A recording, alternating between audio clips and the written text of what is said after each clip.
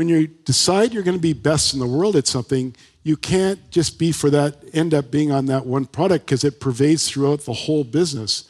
So your logistics have to be best, your manufacturing has to be best, your delivery has to be, marketing has to be best in order to not let any competition slightly move into that market. 3, 2, 1. So last but far from least, we have our third interview. Ladies and gentlemen, give it up for Chip Wilson, Lululemon.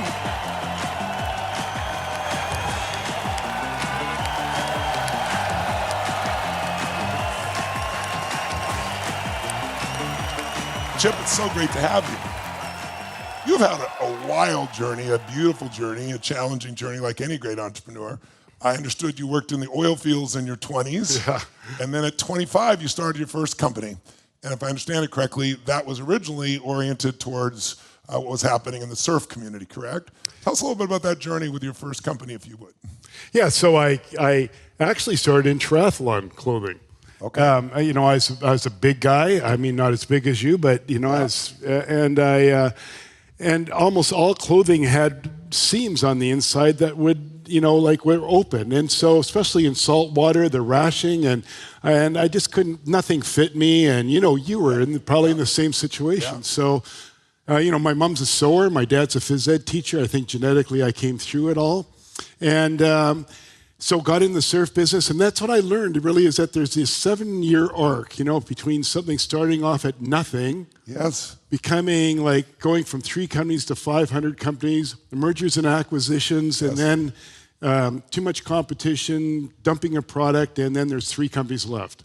And so I saw that happen in skateboard, and then I saw it happen in surfing, so I got to know when the right time was to get in and right time to get out. And then snowboarding, right? Wasn't that the last version of that company in Westbrook? Was it snowboarding? Oh, snowboarding, yeah. That was the last part of it, yeah. And you started anticipating in each of those cases. So you built that business over 17 years, and if I understood correctly, sold it for $15 million. You were, what, 42 years old at that point? 42? Yeah, so it works out to about $6 an hour. Well, that's most entrepreneurs. If you break us down to our hourly wage, it humbles us, doesn't it? Well, when you pay banks off and private equity and partners, that's I get it. So, but at that point, you had a certain level of cash, and you'd sold your business. So one question is, why'd you sell it at that time? And then the second question is, I understand that year you read 100 of the best business and personal development books out there and came up with a philosophy of giving without an expectation of return. So tell us first, why'd you sell the business? And tell us about your journey before you built Lululemon and how it affected you in building it. Well, why did I sell the business? One, I did 18 years of really not making any money. I mean, we got one big hit at the end, and otherwise it was poverty all the way through. Yeah. So, but by the way, I want to interrupt. I hope everybody hears that. Remember Airbnb? Remember Joe talking about 8 years, nothing. And then 8 years later, 50 billion, right? You know, it takes time, right? But right. Go ahead. And 30% of the snowboard business was in Japan. And if everyone, nobody remembers this. This is like me coming to you and telling you Kathy had to say. But, you know, the Japanese in the middle 90s were buying up the whole world. I mean, the yen was very high. And then, you know, that whole economy started to collapse. And this whole, you know, Japanese are very, very brand-driven and image-driven. And they just decided that snowboarding was finished. And I could kind of see that through the trees, so I said, this is a good time to sell. Okay, that makes sense. And then tell me about that year before you built Lululemon. You read all these books. Yeah. Tell me what your intention was, and tell me what you pulled from that and how it shaped your building a business going forward and your life. Yeah, I mean, I sold it to a public company in Salem, Oregon, so I traveled from Vancouver back to Vancouver. My 2 boys were in Vancouver, and so I had 6 hours there and 6 hours back twice a week. And I know from the 100 books that I read when I was 18 years old living on the Alaska oil pipeline that was I had something nobody else in the world had. I had all this knowledge and a whole bunch of money at the age of 18.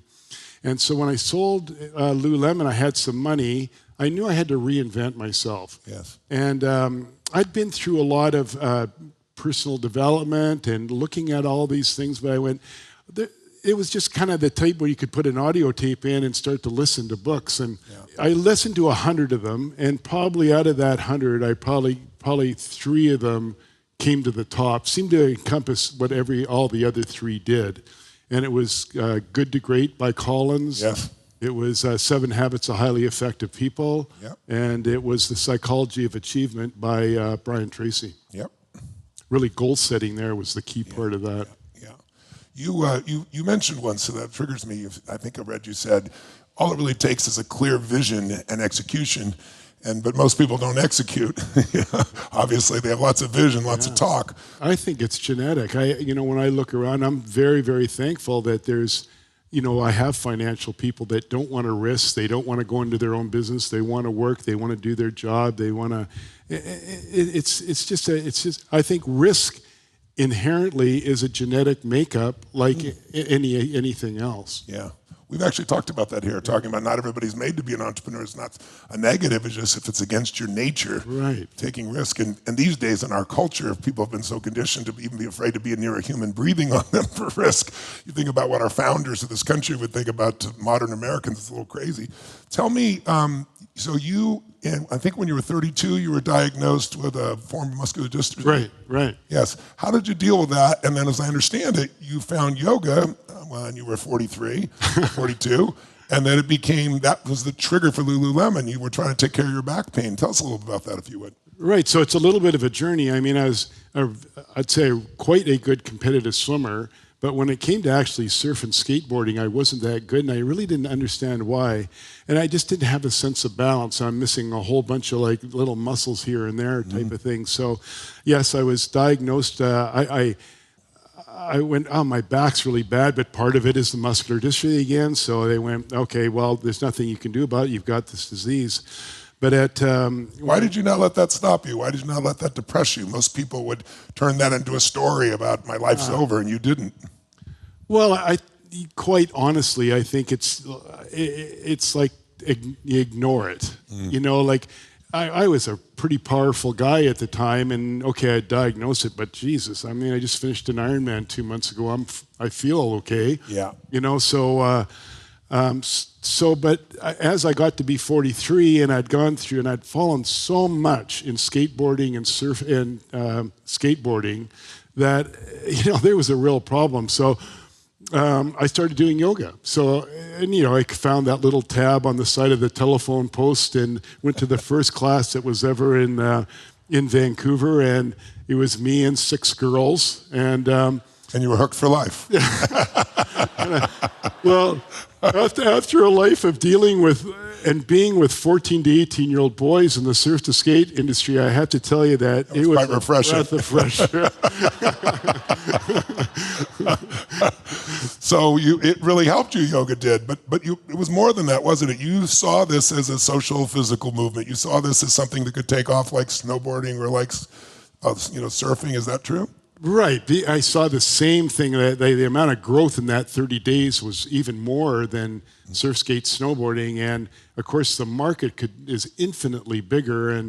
I was always out to make components for people to live a longer, healthier, and more fun life. That was my vision, mission in life.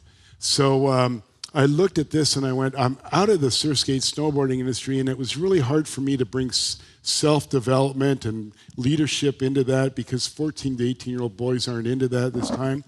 But this new market of what I saw as a 32-year-old single professional woman who owned her own condo, who traveled, who was stylish and physically active, was a massive market. And it had never existed before because up until that time, women got married at 23 and had children, and suddenly there was a gap of 23 to probably 35 of a group of women that were, you maybe fell into that, but who were a lot of disposable income and fanatic, and they were open to self-development where men weren't actually at the time. Yeah, that's interesting.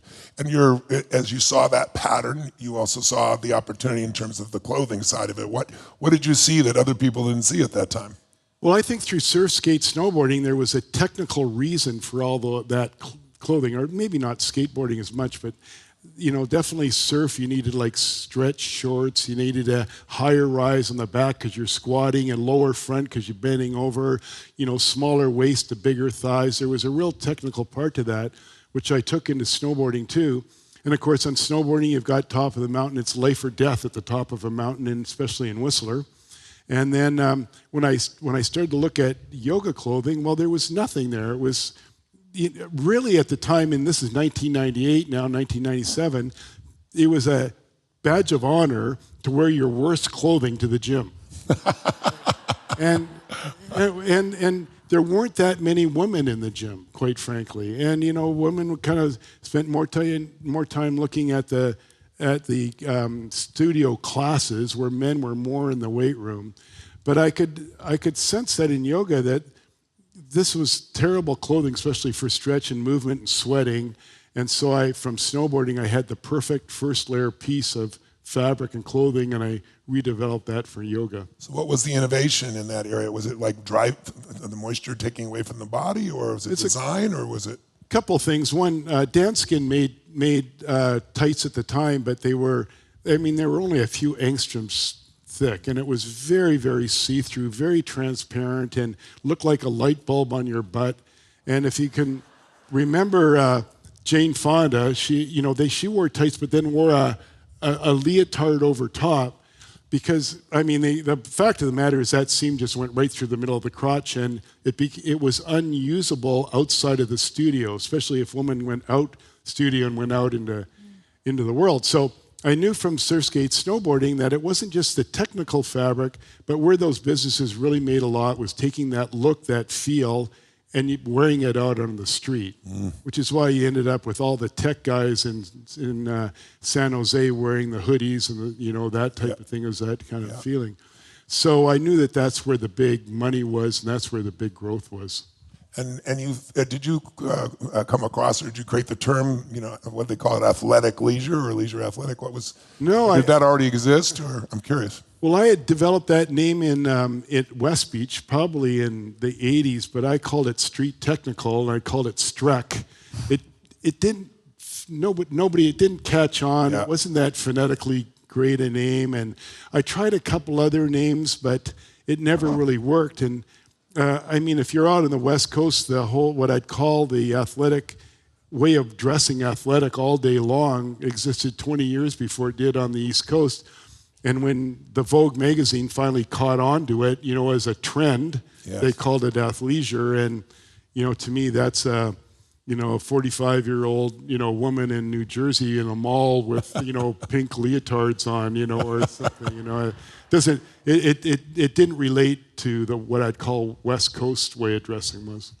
One of the things we teach people here is at a fundamental basic level is that if you want to grow your business, the first thing is discover who is your ideal client, not your current client. Right. And then fall in love with them, understand everything they love, they hate, they excite, what their problems are, what their challenges. Don't fall in love with your product, fall in love with your client, and then come up with an irresistible offer and then over-deliver. That's a fundamental way of growing business. I know from the very beginning, you mentioned it, I forgot her name. You had a name for this 32-year-old woman, Ocean. Tell us, she hasn't aged in all these years that you worked on Lululemon.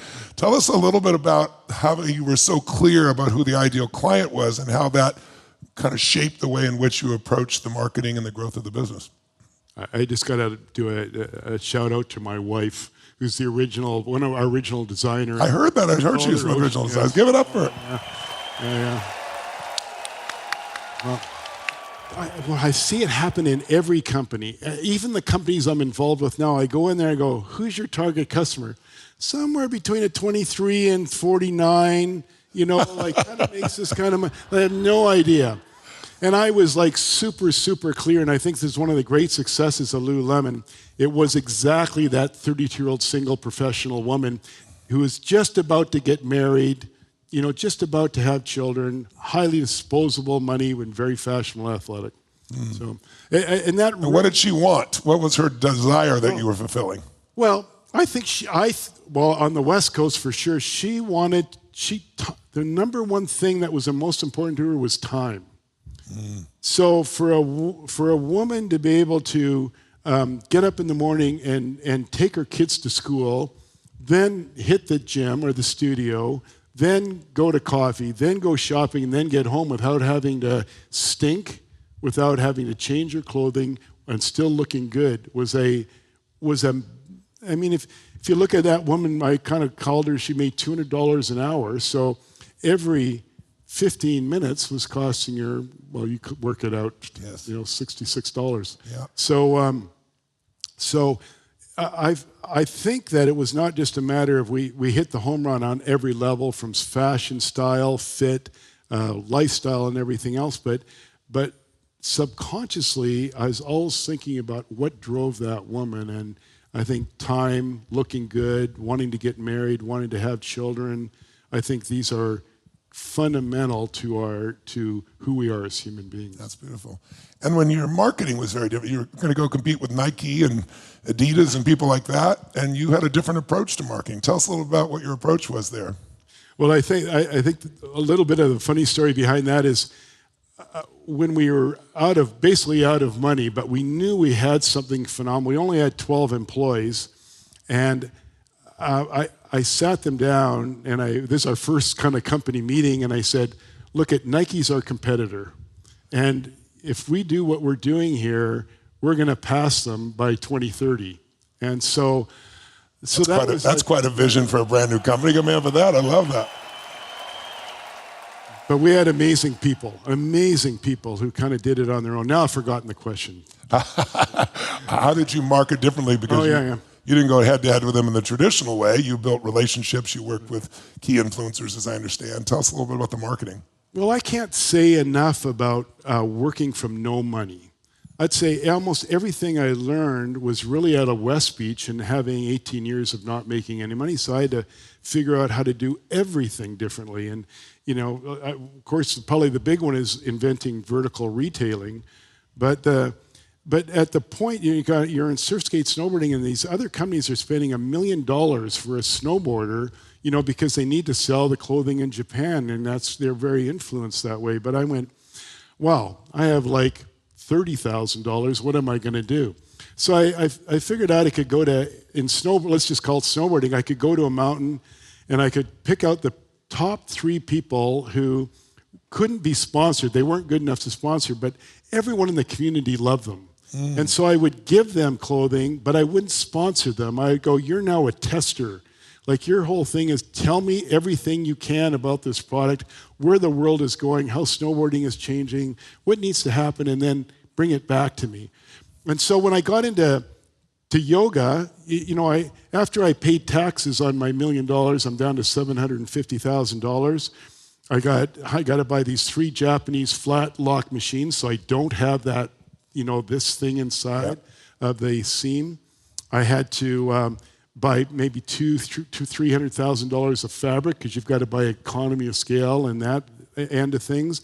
I had to hire 2 employees. There's another $100,000. I'm left with $120,000. Let's call it that. Yeah. So I go, well, now I've got to open up a store, because I'm going to vertical. I got to open a store. I can't do it on the main street because I can't afford it. So it's got to be the second story. Okay, well, if that's what I am, second story, and people have to find me through the back alley, what can I do? So it came then to I had the clothing store. So we'll have yoga classes in our room. So we had everything on wheels. We'd put it to the side. We'd crank the temperature up to 110, and we'd have yoga classes. And then the woman would... Oh, that created the foot traffic. Yeah. So it was kind of like and we gave the space to the yoga teachers, so they made money. The price was lower for the yoga people doing yoga, because they didn't have to pay for the overhead of a yoga studio, and we got exposure to our product. Wow.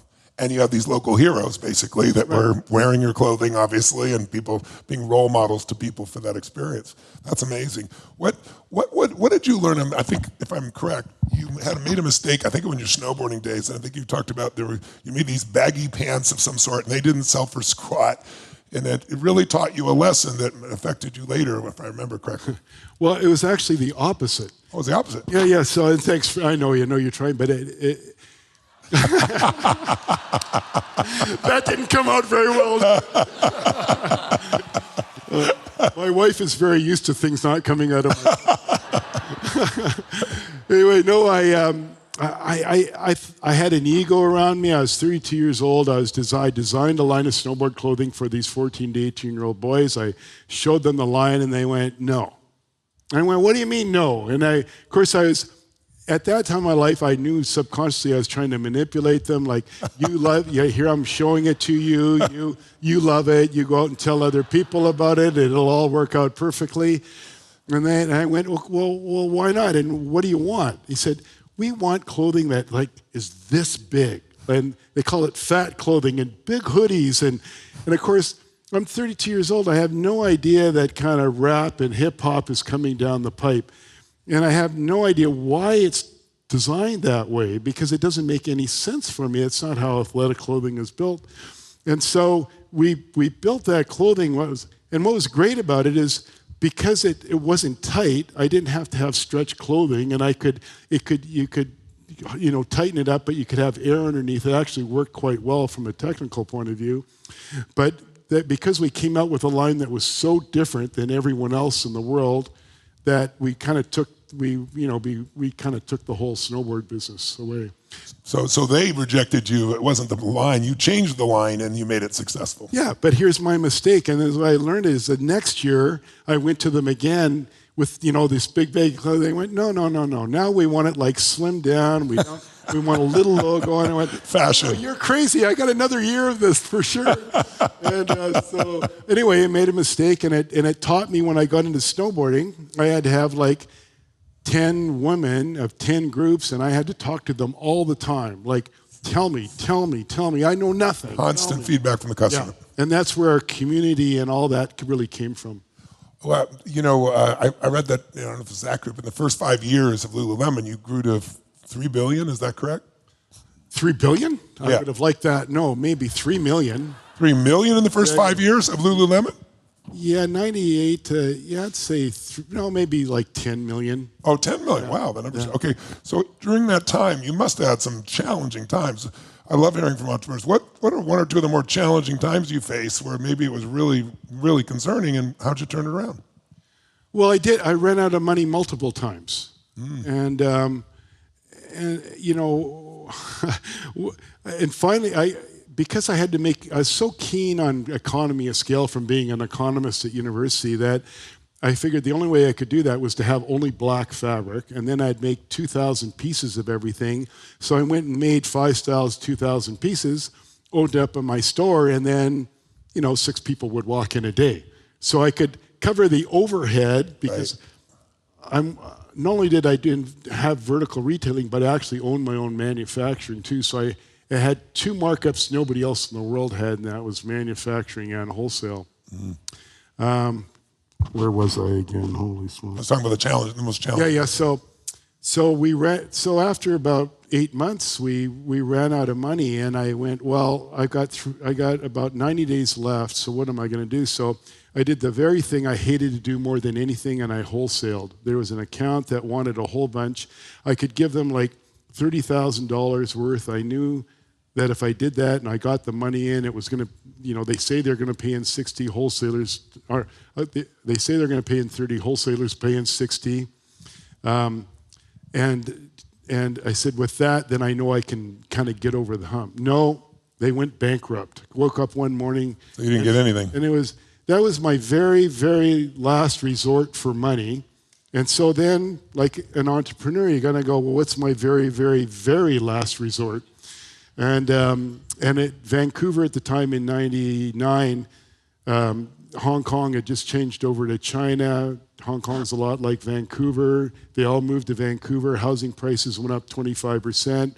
I went and borrowed for my 3rd time on my house because I could do it. And then we got through another 7 months, and then I couldn't make payroll in about another week. But in desperation, I'd gone back and worked for my old company, West Beach, that moved from Salem or Portland back to Vancouver, and they fired me. And, because they were combining Sim skateboards with West Beach snowboards, and they took that CEO and they gave me $57,000 to leave. And it was a godsend for Lululemon. And it was just before Christmas. We opened up a new store on the street. My My wife was basically the CEO at that time, and we just took it, and from that moment on, it was a rocket ship. Wow. When did you know, I was asking this question for each of you, when did you know this business was really going to take off then? How many years into Lululemon before you knew you really had it? And how did you know? Because moving from technical in the studio and onto the street, I knew was the big part of it. I would say, I'd say it's 2002 in the summertime. My wife and I were walking down the street. I married her, very smart. Didn't let any competition kind of get in. Good move. I know. Go on her designing for your competition. But we were walking down the street, and we were both like this, and we saw a girl walking towards us in tights. And because we'd solved this problem, with this diamond gusset in the crotch, a girl could now wear a pair of tights out on the street. And so she kind of walked by, and we kind of looked at each other, and then we turned around to look, because we decided we never wanted anyone to look in a mirror and see the logo on the front. We always wanted our logos on the back, and in athletics, they let you allow to have logos on them. So we turned around like this, and we went, oh my God, that's our type. And of course, the girl turned around at the same time. And I don't know what she was thinking. But at that moment, we both knew that we had exactly what we wanted. Wow. As you talked about, give a hand for that. That's amazing. Berlin's essay on the fox versus the hedgehog kind of was a related mentioned earlier. I know that's one that's very familiar with as well. The fox has a million ways, it knows a million things, right? The hedgehog one. Tell us how that philosophy helped to shape you. I can't say enough about the hedgehog, what you're best in the world at, what you're passionate about, what your economic engine is. So we decided we were going to be best in the world at black lycra tights. And when you decide you're going to be best in the world at something, you can't just end up being on that one product, because it pervades throughout the whole business. So your logistics have to be best, your manufacturing has to be best, your delivery has to be, marketing has to be best, in order to not let any competition slightly move into that market. We were passionate about athletics, and our economic engine was, I think today, is still unbeatable. That big ball is still rolling down the hill, and that is, we don't have a middleman. And we, unfortunately, the board kind of moved the manufacturing to the side, which I think was one of the biggest mistakes ever. But nobody's been able to replicate the muscle of this vertical retailing model, which costs so much money to get into. Yes. You built a manifesto that, if I understood what I read, you said was the main reason why someone would work at Lululemon and stay at Lululemon. Can you share with us just a little bit about what that manifesto was about and what those values were? There's this packaging, and it's virtually free. You're already making it, and you're already printing it. Why don't you do something with it? Yes. So, so what people don't know is we had probably about 80 sayings on the outside of the bag. And, friends are more important than money. Live in the moment. Sweat so that you can, there was, the more I think about it, the more I forget all the ones that are in it. But I really got it from, my dad was one of those original hippies in Est in, Big Sur, California, and living on, what was that ranch down there just south of? I know what you're talking about, yes. Del Mar, Anyway, so he was an original hippie and always kind of looking for the meaning of life and never wanting to find it, because if he found it, then he would have no meaning, type of thing. So I got a lot of that, like that kind of Steve Jobs, like a commune, eating, self-development. And I was 18 years old when my dad came home from Est and said, Chip, I think the meaning of life is living in the moment. I mean, I got the craziest dad in the world, and, just wanted nothing to do with any of that. And of course, we all turn into our parents, and that's turn into our parents. It's like that commercial they say with the insurance company, we can't keep you from becoming your parents. Tell me, when you look at the growth of the business, there's a point in which you decided to sell 50% of the business. Right. Why did you decide to do that at that point, if you would? And then later on, you sold just a small percentage of the business for about tenfold of what you did the first time. Tell us why you made the first decision at that time, and then a little bit about the second one. Well, I was an older entrepreneur, so I was maybe 52 when my wife and I started having children. We had 3 within 2 years. We had twins. So, oh wow. And I had 2 older children from my first marriage, and I went, this is all that's important now is my family and my children. And so I thought maybe the company's worth $25 million, and my CFO and GM went out and told me that it was worth $225 million. I went, how many years into it was this? That was probably 2006, so maybe 8 years into it. 8 years into it. And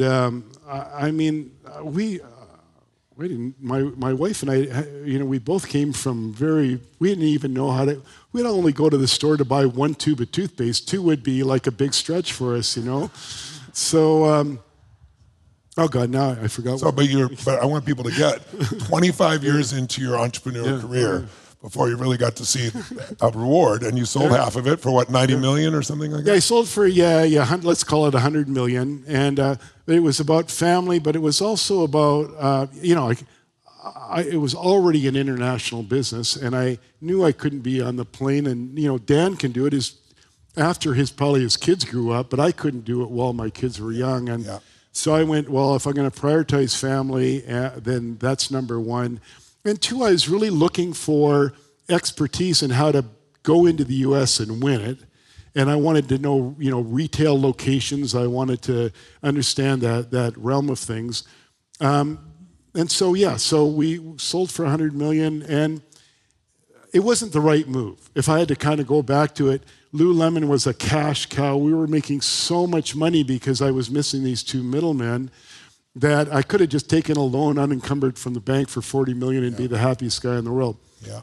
If I had to do it in retrospect, I would have stayed the CEO, but I would have got a rock star of a COO to manage it so that I could control the culture, the because the self-development part of our business, we weren't in the apparel business, we were in the people development business. Yes. And tell us about the values that you really tried to include, not just on the packaging and so forth, but within the culture with the people that worked with you. What were the most important values you tried to engender, and how did you do it? How did you build your culture is, I guess, what I'm really asking, because we all know culture is really, in the end, what makes a business go or not, right? Yeah. Well, part of it was in the first 3 weeks, you had to listen to the Good to Great, the 7 Habits, the Psychology of Achievement. You had to do your goals. And then because you weren't around at the time, I didn't even know you. We'd started in on the landmark course, and it kind of did, because it came out of the S. I understood like standing in the moment. There's no past, there's no future, and create, from the present. So when we had people set goals, which is the way we kept the culture going. We'd get them. It's really a difference when you're setting a goal from the future, unknown future, as opposed to a known past. Yes. And they're far more expansive. They're far stronger, and so it kept our culture, so strong. And we had them all posted up in the back rooms of the stores and in the office. Everyone knew what each other was doing. Everyone would help each other get to their goals.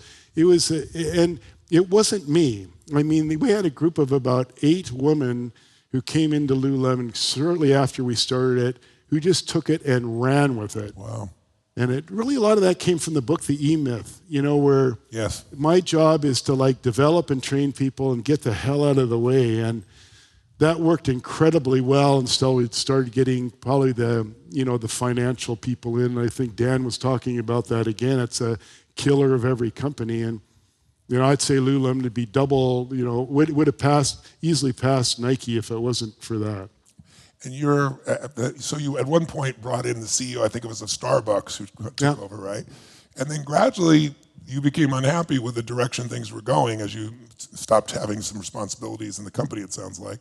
And so tell me a little bit about what happened in that area, because then later on you sold, I think, 14% of the business, or a little more than that, for almost $850 million. It's a pretty huge jump. And then you eventually not only left the company, but you put out a public letter about your unhappiness that the company was no longer aligned with those values. So tell us a little bit about those stages in the business for you.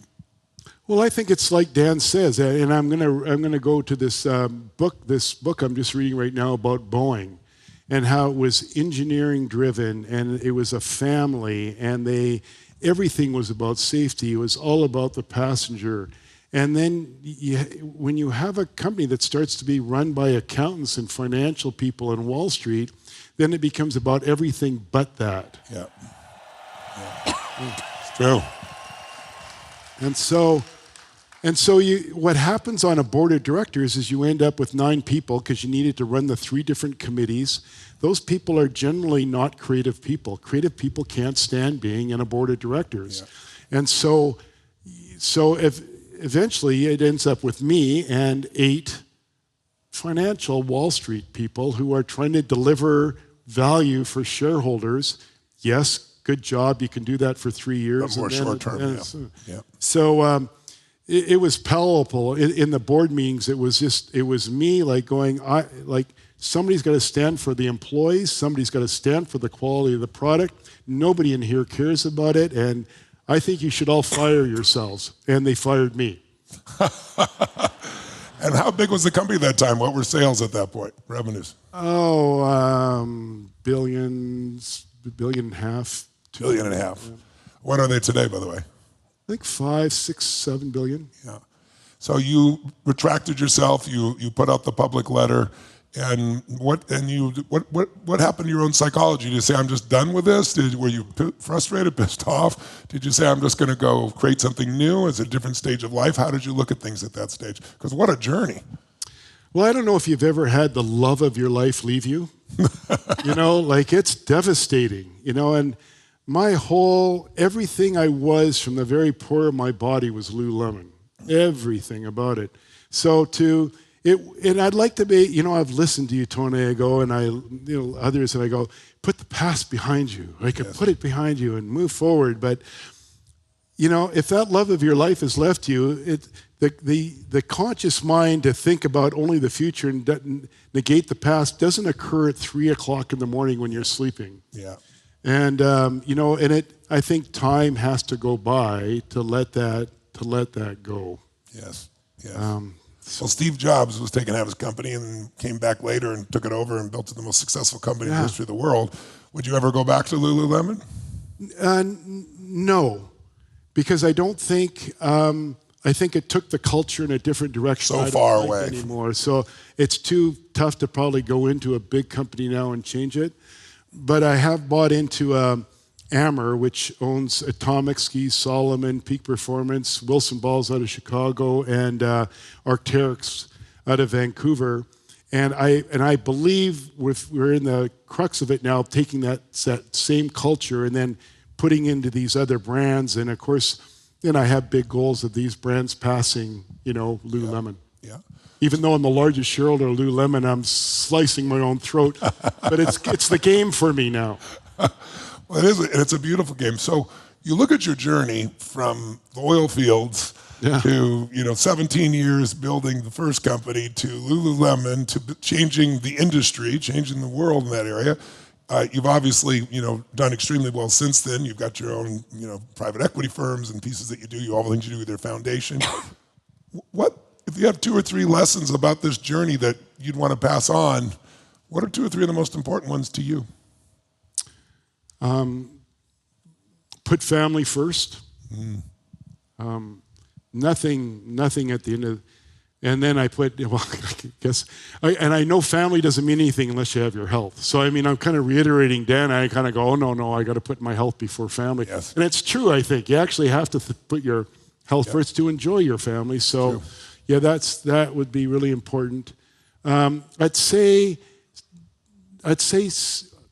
Surround yourself with great people, delegate, train, develop, let people go, but you better dang well have some controls so that those people can report into you, and they have parameters so they can't go beyond and wreck the culture or wreck the business. Beautiful.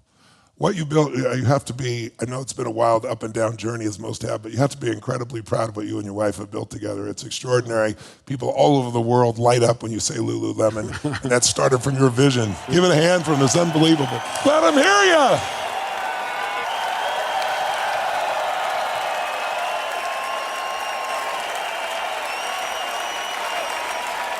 Well, thank you. Let's sit down together and let's take a few questions from around the world, if that's okay, between the three of you. So you can ask questions for any one of the three. And let's do it. Some people at home, get your hands up and we'll select some there. Let's start in the room right here. Yes, sir. First of all, thank all three of you and Tony for having brought such amazing people. I think we will all learned so much. Thank you. This question is for Gail. I'm in the ice cream business, manufacturing, with my brother, who's here as well. And I'd like to ask you, Gail, who did you consider, or who was the hire you made that when you hired that person, you were like, this is it, we're going forward? What a great question. I would say in the food business, one of the key hires, I think for me, was our chief operating officer, who basically oversaw all the operations of the company as it related to manufacturing. And, you know, when you create products, when you create new flavors, when you develop innovations, that is the heartbeat of the company. That is what you are showing to the world who you are. The boxes, it's such a great point, absolutely. But the products also speak about who you are. So to me, that role is so important, and it's really important to have someone that has incredible operational experience in order to bring those products to life. Thank you. Thank you. Let's go for another question. Let's take somebody at home. We have somebody from home who's got their hand up. I am a fresh entrepreneur in real estate markets. I have always taught innovations, so many projects, and I struggle with choosing among these projects. Do you guys have any suggestions about how can I proceed with choosing? What you're going to innovate about when you have several choices. Okay, that's an interesting question. Who'd like to take it? Yeah. I would respond this way, that I think innovation is really about fresh ideas that are applied toward a new solution. And by that I mean look for a broad range of possibilities. When you think about food service, just as an example, or a recipe, great chefs, there's no new ingredients. It's really just about a fresh combination. And so when we think about innovation, it's really a fresh combination of maybe some very principled ideas that have been around for a long time, but you've come up with a unique recipe combination of some things that are applied toward a marketplace problem that creates a remarkable solution. I think we have to do a lot of incubation, a lot of measurement.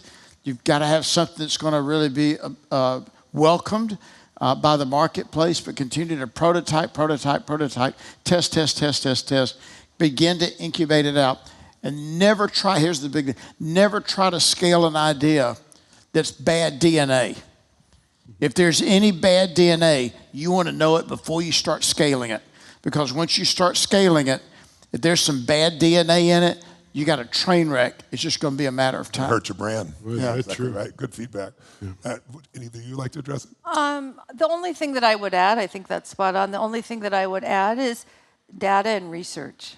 You really need to take a look at the market. Now, obviously, having your own data is very expensive, but there's so many resources out there now that you could get really inexpensive research into the market, talk to consumers. What's missing? What can you do better or easier or cheaper or more efficiently? So I would say I always say most of the answers to entrepreneurs' questions are data, data, data. How about for you? I mean, those are two great answers. I only have to add that, you know, what part or what business would you go into that you would think about 18, 20 hours a day for fun? And I think it comes back to Dan. What are you meant to be doing? Because I think if you can find that out in one of those innovations, then life will become very easy, and your subconscious will come up with a lot of the answers. It's beautiful answers. I'd add just one other piece, which is, what does the customer care most about? What is their biggest pain? What is their biggest desire? Not yours, because I think the biggest mistake a lot of entrepreneurs make is they fall in love with the product or service they want. Agreed. They don't really fall in love with the product or service that their ideal client wants. So you've got a list of things to consider, and you might tackle them all. You might test them all. But if you're looking for priority, which you have to rigorously do because you only have so much time, cash, capability, and energy, it's to say, where is the greatest pain? Where is the greatest desire out of all these pieces? That's where even if you're wrong, you can then adjust and you can still meet that need. But I think you got to know what that need is to guide the innovation. That's what I mean by strategic innovation versus just innovation. You can keep innovating. You know, as many of you here are more artists, some are more manager leaders, as we've described. Some of you are more truly entrepreneurial, meaning taking risks. Everybody's entrepreneurial.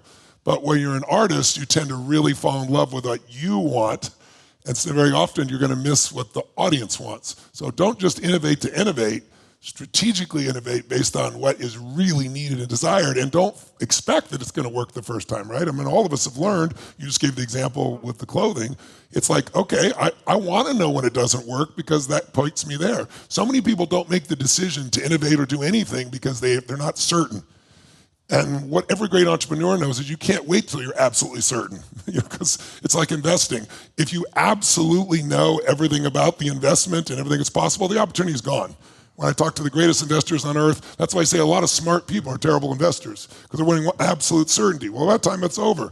But what you have to do is take calculated risks, and you've got to test, and you just got to adapt, because if you keep adapting, you're going to find a way to meet the need. Does that make sense? Right. Yeah. Give her a hand. Yeah. Thank you so much. Give it up. How about right here? Yes. What's your question? Who's it for? One of my, it's for everyone. One of my limiting beliefs is that being an entrepreneur and owning a bunch of businesses is stressful and can be chaotic. And this is my question to everyone. Can you actually live a peaceful life, an abundant life, and have time to spend with your family, owning a bunch of different businesses and always doing a bunch of stuff? Is that actually achievable? Because my experience has been no. So I need to hear, obviously experienced investors' perspective. Well, I'm going to go first on this one. I think, I have this line that an entrepreneur is someone too incompetent to work for anyone else. So I think that, so it almost limits the choice. You have to go into the business. And then I go back to the book, The E-Myth. Really read it, and how can you set your business and life up so that you've got documented processes, training, development, quality control, everything else, so that you can have some semblance of normality, and you as the entrepreneur can be thinking 4 or 5 years into the future. Either of you? It's such an important question. I wish I had asked it. So I suppose that's kind of a short way of saying certainly not initially. That's right. And initially, you wake up thinking about it at 4 a.m. and you go to bed thinking about it at midnight. And it is all-consuming. It is literally all-consuming, and it is hard to think about anything else. I would say there's 2 good parts to that. One, isn't it wonderful to have something that you care about so much? Yes. Yes, it's a great one. I mean, it's I always call cauliflower my 3rd child, and it's wonderful to have another entity to love that much. And then I'd also say it's not always going to be like that. And there are a number of things that you can do to achieve peace. So for me, my kids were young when I started Cauliflower, or certainly younger, and I really struggled with how to manage that, how to find peace. And what I did is I really engaged them in the business. They became my taste testers. They became my booth workers. We talked about it at dinner every night. So is it perfect? No. Is it the hardest thing you'll ever do? Yes. Can it be a wonderful bonding experience for your family to achieve something so meaningful? Absolutely. Very nice. Yes. I would respond maybe from a spiritual standpoint. I mentioned earlier in our conversation about the embracing inadequacy, that we all are going to be faced with inadequacies in our life, in our own view. Maybe we don't live up to expectations of family members or business associates, or even in the marketplace perhaps, or shareholders or investors. And we go through a lot of self-doubt, disappointment. But at some point we have to embrace that sense of inadequacy. And that's where I feel like it's fair game to ask God for his favor, for his blessings, for his anointing. I love the story where the disciples came to Jesus, and there's 5,000 people out there. It's a food service opportunity, and how are we going to feed all these people? And so they almost jokingly say to Jesus, "Well, we got 2 fishes and 5 loaves of bread. Is that going to feed 5,000 people?" Well, Jesus said, "Well, you just step back, watch what's getting ready to happen." And he performed a miracle. And I think there's a God in heaven that loves us, that does want to perform miracles in our life, where his favor makes these things just incredibly, unbelievably just kind of take off. There's a lot of work that goes on, personal sacrifice, on and on and on. Families that are going to have to engage, with us on this journey. But what does the man gain, or a lady? What does the man or woman? What do they gain of the whole world, but they lose their own soul? Or lose a marriage, or lose an estranged child. And so I think, for my sake, I've been able to ask God, please give me wisdom. If any man lack wisdom, let him ask of God, who giveth to all men liberally. Let's ask God for wisdom. Let's ask for his favor and anointing, and see him do miracles in our life. It's beautiful. I'd add that, sometimes I'd ask people when we do these seminars, to fill out a form, and one of the questions would be, why'd you get into business? I remember sitting in Fiji, and these people are all coming for an event, and this person wrote down, "I'm getting into business so I can have more free time." And I thought to myself, that's like saying I'm going to have a child so I can have more free time, right? So you don't want to delude yourself, but also you're responding at the early stages. And the early stages, as you heard earlier, at Airbnb, they couldn't pay his rent. That's how he started, 8 years. Now Joe himself is worth $5.8 billion. In the early years here, 25 years before we really saw a result here. Your father worked for probably more than 2 decades before he saw it. You're the young chick here at 7 years into the process and crushing it, right? So, I remember years ago, I met with a gentleman who started MTV, and we had this really cool conversation, but part of what came out of it is he said, it took me 7 years.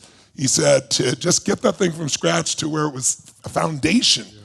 And he said, Tony, and I was doing that too. I had a lot of small businesses. And he said, Tony, I came in and did a speech for him. He had taken over AOL, and he just taken before that Century 21. And he wanted me to come speak, and they'd offered me, like $125,000 or some ridiculous fee. And I said, why won't you do it? I said, well, because it's half my fee, and I don't have the time anyway. But I said, I'll do it for you for free. I did it for him for free just because he's a good man. I said, because I'd love you to teach me, coach me. I'd love to learn from you in some way. I'm not asking every day, just, I'll go do this for you, and then let's have a lunch, and you teach me the most important things you learn. And he said, listen, these 7-year cycles, I realize I only have so many of those. Mm. So, Tony, you came into Century 21, and I don't remember the real number, but he said, I didn't realize you're like a rock star. He knew Paul Tudor Jones and Ray Dalio and people that he respected that were fans of mine. But he goes, like these middle America people in their gold jackets, they worship you. But he goes, more importantly, do you know what happened to our sales? And I remember the real number, but they went up, whatever it was, 30% over the next 90 days after that event. He goes, Tony, we've never seen that kind of number change. He said, but you got nothing, and I got a multiple on that. And he said, and here's what I did. I no longer start the companies. I go to companies that have momentum and I do what you do. I bring the strategy, I bring the inspiration, I bring the tools, I bring the training, I bring the new vision to it, and then I sell those for a multiple. And so the last 10 years of my life, I went from a lot of small businesses, but I learned, like all of us here, over a 20-plus period of time. I made all kinds of mistakes. I tried to learn from other people. I had times when I was near bankruptcy, it looked like. But I had something to my benefit that all three of these people have. It was my mission. You said doing a lot of businesses and doing a lot of stuff. That's very revealing. That's not what this is. This is a mission. This is a mission to honor her father. This is a mission to take care of her children. This is a mission to give people joy and happiness and pleasure. This is a mission to have people feel like they're their best, like not mediocre. This is a mission for people to feel like they're loved and kind and there's a place they know who they are. Mine was a mission, so it didn't matter if I'd made money or not. It was stressful, but I integrated that because there is no work-life balance. Not if you're going to be an entrepreneur. Anybody tells you that's lying. There's work-life integration, right? I remember talking to Mary Callan Erdos, who's the number 2 person at JP Morgan, incredible human being, manages $2.7 trillion, trillion with a T. And I asked her about work-life balance. She goes, Tony, it's absurd. She goes, I've read your stuff too. You think the same thing? She goes, I integrate my family. And she said, you know, when she was young, she came, like, did you hear some common patterns here? She came to work with her daddy, who was in the financial business, and she sat behind his desk and she saw what was going on and she developed an unconscious vision from all those things. And that she does that with her children. She brings them into the environment, and I did that with my kids. So I didn't have to give it up, but it was hard, especially when I was on the road. In the beginning, I took my kids with me. And I thought, you know, school's great, but an education's more valuable. They're going to travel the world, meet the most incredible people. But then if you're honest, you see kids need consistency. So I bring them home and I miss them. So it was hard, but it was worth it. And my kids also got to see what it takes. You know, today they're humans of contribution because we did so much giving besides our work. You know, most of you know, right? I'm closing in on 1 billion meals right now, 978 million meals just in the last 10 years. So they would go out and do those things with me. They would go out and come to the seminars. So I didn't have that choice between family and this. I had to work my tail off. But then there's a point where you start to understand how to get leverage, where all the knowledge that you've accumulated starts to hit. And that's when the Airbnb goes from 8 years to nothing to 8 years to 50 billion. That's where I went to, okay, now I have 110 companies. I'm not around managing them all. There's 12 that I'm actively involved with, but I'm strategic in all of them. That's $7 billion in business. I have no business background. I learned it all. But I have a whole lot more time because I'm a business owner. I'm not a business operator, which you currently are, and we all start out as. As an operator, you do everything. You don't leverage much because you're the best at it. You don't want anybody else to make the mistake, but then you never grow. And the operators are always stressed. So you're in the early stress stage saying, will it ever be any different? It will not if you don't have a clear mission. It will not if you don't know what you're doing this for beyond the money. And there's nothing wrong with the money. You deserve the money. But it's got to be more than that, especially in the beginning. There's not enough reward to keep you going, and you go, I'm going to go back to work for somebody else. And there's nothing wrong with working for somebody else.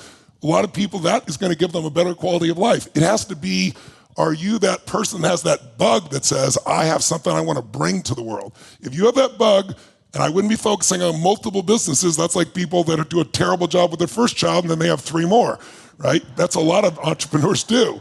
I'd find the one thing, the hedgehog piece, the one thing you're most passionate about, the one thing you can make that difference about. And then I'd say, this is the cost. This is what I tell people to do. Write down everything you wouldn't want. What's something you really want? And then write down everything you might have to do that you don't want to have to do to make that happen. And then look at each one at a time and decide if you're really willing to do it. And if you are, there's something happens psychologically in your brain. It's like all of a sudden you won't need to do all those things if you just face it. There'll be some you will. But there is no free lunch.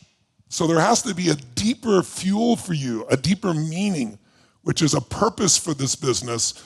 Otherwise, you'll be one of the many. And one of the many, most people, if they stay in business, half are gone in a year, 80% are gone in 5 years, 96% are gone in 10 years, 4% make it. That doesn't mean they're profitable. So if you're going to make it, you need a different fuel. And I would really I would pull back and say, what is it that I really love? What am I really about? What is it that will give me meaning? And then you'll find you won't be as stressed, and you'll learn from the stresses, and there's a period of time where it'll be a huge pull, and then there's a pull of time where, I don't know if it'd be fair to say, all of us at this stage, without exaggeration, can probably do more with our pinky than it used to take us 24 hours a day, because we know so much, we have the relationships, we have the business, we have the principles, so we can do things quicker, faster, more, and it's actually easier. But you got to build to that place. It's like saying, I want to be a doctor, and you're not going to put in the 12 years or 10 years to get to that point, much less the time you're going to operate. So I really call to all of you, it isn't right for everyone to be an entrepreneur. And if it scares you, don't do it. Don't do it. But if it scares you and you're hungry for something more, then you'll have no choice but to do it. Find your purpose. Give them a hand. Thank you so much. How about in the gray sweatshirt there? Give him a hand. I've recently taken over a company in August that I really loved the mission. And I was an early investor, and that company is called Kinergy. It's a dance movement app. And we've been blessed to start the turnaround. We've launched an app. We have great culture, raving fans, but to chip and the whole thing, how do we now scale and grow? What can I be thinking about? I almost going to pass on it. I feel like on a digital end, I'm not that sure, but I do know that if it sounds like you have a market that's very passionate about what you're doing, and I think it's not that difficult to reach them on a digital level to find that who they are, and then I guess it's kind of going back to the 2000s. How do you almost give your product away for free until you have economy of scale, and then start putting a price structure on it? But I think I'm the worst person in the world to talk about this, so I'm babbling. I don't even want to do it. Any thoughts? I like scale. My dad was the entrepreneur. We were talking earlier that once he got to the first 100, 200 restaurants, it became almost too complicated for him. He didn't know everyone as well as he did at one time. And I became kind of the builder, explorer. I love scaling things. I love growing them. But as I mentioned earlier, I think it's really, really important to make sure you got good DNA before you start scaling something. I mentioned earlier that we've just put together some staff for Asia that's down in Singapore. We've got 7 people on our payroll right now. I can't tell you how much time we spent with each one of those individuals, because if we don't have the DNA right in Singapore, if we start scaling something that doesn't reflect our culture, doesn't reflect our values, doesn't reflect our principles of own and unknown, then we got some bad DNA. So just my overall word to you is make sure you got really great DNA before you start scaling it. It's really good. Good. Anything else? I was just looking at the screen here, and you have some great consumer love for Kinergy. Yes, we do. Isn't that fantastic? So how are you going to wrangle that? How are you going to market that? How are you going to, tell your story? What is this? People today, particularly when it's something so personal, whether it's food or how our health or how we engage or how we work out, they want to understand what your brand stands for. What does it stand for? It sounds like you have a great story to tell. So I think your advice was spot on. But I also think taking a minute and figuring out how you're going to articulate what you stand for is really important step to do, even before you scale. Thank you. I think I'd add one last thing, which is, if you're looking to scale something, if you know the values and you have something of that nature, now it's about getting a larger number of people to have the experience. So, you coordinate with, and I try to help you guys with this, coordinate with Oprah so that when she did her concert or her event, boom, all these women get exposed to it and they do the exercise. To me, it's like, how do you create an associated market? Who owns the market the one I want? Who owns that market? Mm-hmm. Who I could associate with, who I could add value to them. And in adding value, I get a mass audience. Most of you know that these last 3 years I've been doing this event since COVID started. And it's like, I really wanted to help people stuck in their homes. And I thought, what keeps people from doing this stuff? Well, travel and money. Well, they don't have to travel. They don't have money. Let's do it in their home. And now this will be the third year. We have 1 million people for 5 days. And 1 million people having that experience of transformation is so huge. And there's no better marketing, because now the word of mouth of that goes literally around the world. So I'd be looking to see, once you've got your act together, how do I get myself in environments that get enough experience? Because the experience of your pizza is it. The experience once you go to Chick-fil-A. The experience of putting on that clothing and the way you feel. Though people are really going to be moved by the experience, not just the concept. And I do my best to give the experience for free multiple ways and times to build that audience, and then make sure you've got a model that obviously you can monetize in an effective way and scale in an effective way. Give me a hand. Thank you. Last 2 questions we'll do here. For the last 2 questions, I'd like to see if you guys have a question for each other, because you're all brilliant in your own right. And so it'd be wonderful to see what you might pull from each other. If you have one, if you don't, it's no problem whatsoever. But is there a question any of you have for each other? I guess my question would be to both of them who have such great wisdom. Did you ever feel like giving up? Good question. Feel what? Did you ever feel like giving up? Did you ever think, I can't do this anymore. I don't want to do it anymore. I'm done. Not for me. I No? would have done it for no money. Interesting. Okay. I didn't feel like giving up with Chick-fil-A, but I've had some other entrepreneurial things that I've done that I did have to come to a point that I had to give up. A Chick-fil-A example is we opened 3 Chick-fil-A restaurants in South Africa, and between 1996 and 2001, 3 of them. 1 in Durban, 2 in Johannesburg. And this is, as the country's song goes, you got to know when to hold them and know when to fold them. Yes. And we had some restaurant metrics that were not working. The food cost was okay. The labor cost was really good in South Africa, but we didn't have the sales volume we needed. And to open up 20 more restaurants where the financial metrics did not work was going to be a bad decision. And so we had to close all 3 of those restaurants.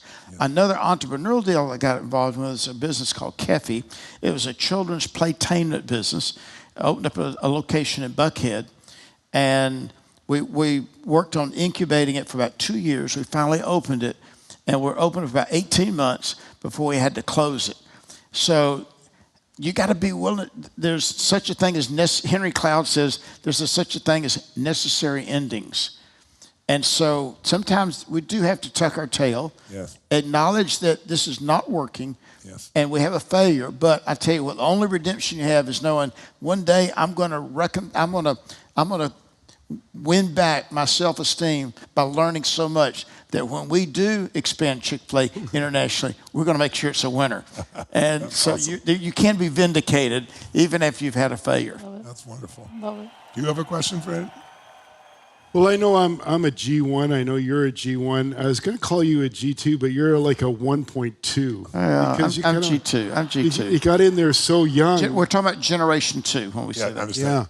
Yeah. And I'm wondering if you kind of like look back at your life, Dan, and you went, if you would have been a G2, your parents had already built out the company, you'd had some wealth in your family and everything there, as your G3 is now and is coming in, would you be the same person you are? Did you need to go through all that when you were 9, 10, 11 to be the person you are, to have Chick-fil-A be what it is? Well, as parents, we know that we have to teach some life principles. We have to let children struggle. We have to let them deal. That's the only way they can muscle up, is to deal with the weight, the struggle, the responsibilities, and let them deal with the consequences of choices and decisions that they're making. That's the only way we're going to curate wisdom, in the next generation. And that is the long play. I love what John Maxwell says, that success is about succession. I'd say for all of us here, everyone that's listening to this, from day one, we have to start at what's the second act? Who's going to be my successor? Who am I grooming? Who am I mentoring? Who is picking up on this vocabulary, institutional knowledge, all along the way? because it's so tragic, and we often see this in entrepreneurs and family businesses. They built this incredible thing, but there were no successors that could continue it on. And so I just encourage everybody to really pour into that next generation. Pay it forward. Yes. Let people ride it with you. Yes. And that way it can go on for a long time. That's awesome. That's beautiful. Quite a theme. Last question. First of all, I also just want to thank all three of you for so much time. We went way over on time, but you were so interesting and we went so deep. So first of all, thank you. Really, really appreciate you sharing our wisdom with all of us here. It's been fantastic. Our last question is, you can pick one of two or three. I'll give you multiple choice. What's next for you? Could be a question, like what's there. Or what are you most grateful for or proud of about the journey so far? And or a third question, what's the best business advice that was ever given to you? A piece of advice that was invaluable that still you'd pass on today. So I'll jump into that. I think I sat down with a lady that's a real estate attorney, Jenny Pruitt. She's kind of the Mary Kay of Atlanta market. She's a big real estate. I was sitting at the varsity with her, and she's getting ready to come up on her birthday. She wouldn't tell me which birthday it was, but it was a big one. And I love what she said. She says, as I get older, I'm getting bolder. Oh, I love that. That's beautiful. And so as we get older, we should be getting bolder. I mean, it's about to all be over with. Let's just go for it. That's awesome. Let's cash in the chips. Let's leverage all these relationships that we built up over time. I got 23,000 people in my hip pocket over here on my iPhone. I got all these contacts, and I'm gonna cash it all in, and I'm gonna go for it. And so I'm doing the biggest BHAG stuff I've ever done in my life. Alongside Chick-fil-A. I've gotten the studio business now and operate the largest soundstage operation in North America. Wow. We got 23 stages. We got 8 more that are under construction. We're the home of all the big Marvel stuff that's going on now and Disney streaming shows that are going on. And then my next big deal I got is I'm building a park over the downtown connector, over 14 lanes of traffic in downtown Atlanta. A park over all that traffic in downtown Atlanta. Wow. And then building a remarkable pavilion on top of it for the Atlanta Symphony Orchestra to perform. We need more green space. Clyde Warren Park in Dallas, Millennium Park in Chicago, Rose Kennedy Parkway in Boston. If we want to bring a resurgence of vitality in downtown Atlanta, we have to, in any downtown area, we have to have green space, much like Central Park in Manhattan, of course. And so it took my entire life to get to the point that the city of Atlanta, the State Department of Transportation, the federal folks, the private sector would have enough followership, for me to take this thing on. And I say to me, I don't take this from an egotistical standpoint, but sometimes it has to be somebody with boldness and courage to say, this is my final Shangri-La. I'm going to go for it. Will you join me? And you're all in. And so I'm just going to go out on a flame. So, I love it, Dan. That's awesome. That's awesome. I love that. Go out with a flame, burning bright. That's gorgeous. Yeah. How about for the two of you? Who wants to go next? Well, my wife and our family is in a very fortunate position because, I don't know how the tax structure works in the U.S., but every time we sold Lululemon to go into real estate, we had a big tax bill, and you end up putting a lot of money into a trust. So we've got quite a large trust. And we're behind this goal of turning 30% of Canada into parkland by 2030. Wow. And wow. The federal government's behind it, our provincial government, BC, and our province of BC makes Texas look small. So just so you know the size of it, but only 3% of it is inhabitable. So we can buy with like $1 million what was it again? 1 million acres for $4 million. That's how it's so rugged, it's unlivable, but we can now buy these mining and forestry rights from the government, turn it over to the First Nations, and they will run it. Wow. And it's a win-win for everybody. That's gorgeous. Beautiful.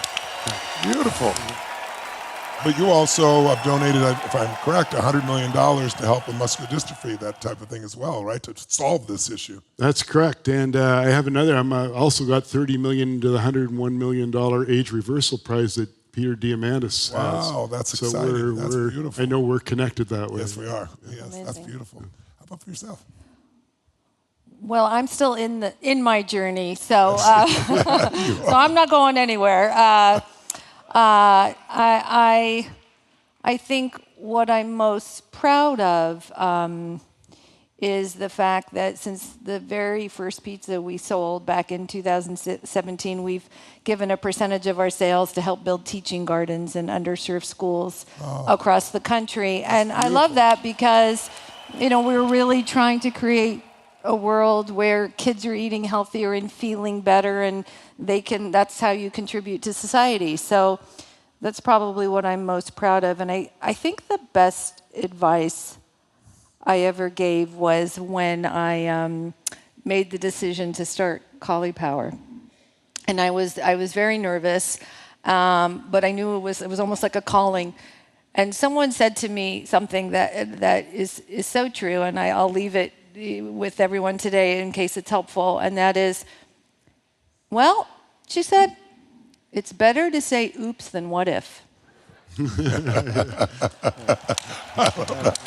awesome. And it was great advice. Great advice. And so whatever you do in life, in business, it is about taking risks. It's about taking calculated risks, but you owe yourself a life with no regrets.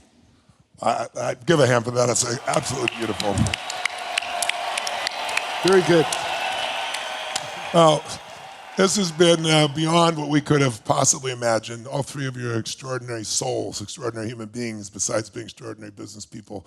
And thank you is not strong enough words, but I hope you feel our deep appreciation for your example and for your love and for your vulnerability and for all that you've built and all that you've pushed through to show people what's possible. Blessings to all of you, and thank you for being here. Let's hear from them from around the world, ladies and gentlemen.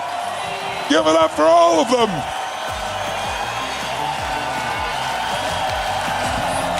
Let them hear you.